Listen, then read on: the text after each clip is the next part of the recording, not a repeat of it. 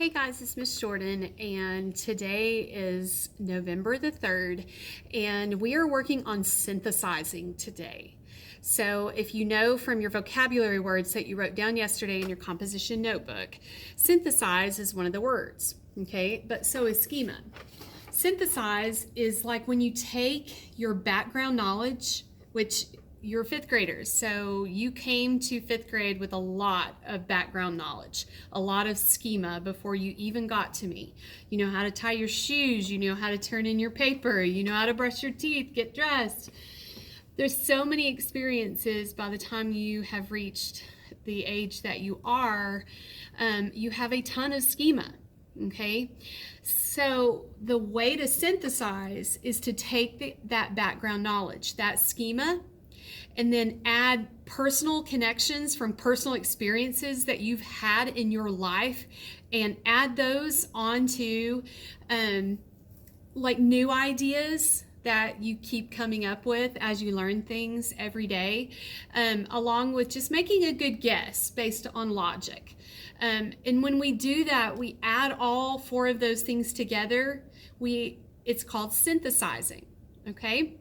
So what we're going to do today, and it's in your MOA assignments for today under 11.3 for reading. It's kind of combining some science with reading, but I'm going to read this from what I wrote.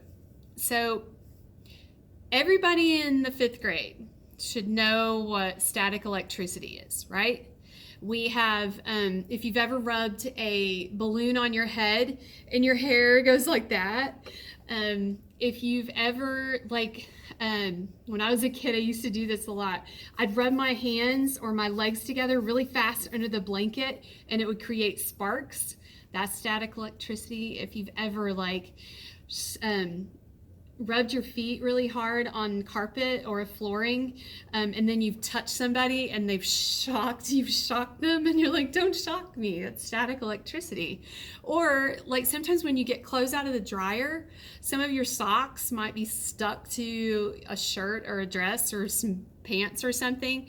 That's called static electricity. Okay, and you probably have already heard of that word, and you've probably already seen it in action because you have schema, you're fifth graders. So it's caused from an imbalance of positive and negative charges. I'm not a science person, but I know it's like the positive and negative together don't react correctly, and it affects the object in some way. So today I want you to synthesize on whether or not static electricity can actually change water.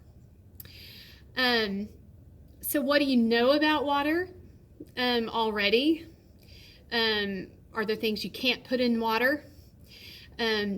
You've probably heard mom say, keep the cord out of the water, or, because we can't put something electrical in water. That's your schema. You already know that.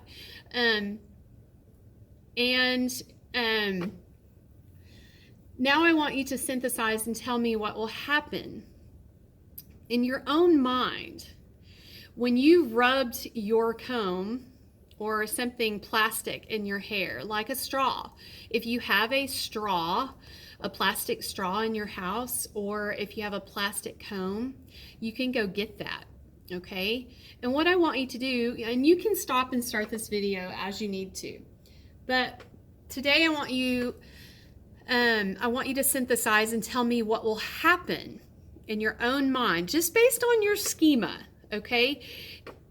If you rub a comb or a plastic straw in your hair, what's it going to create?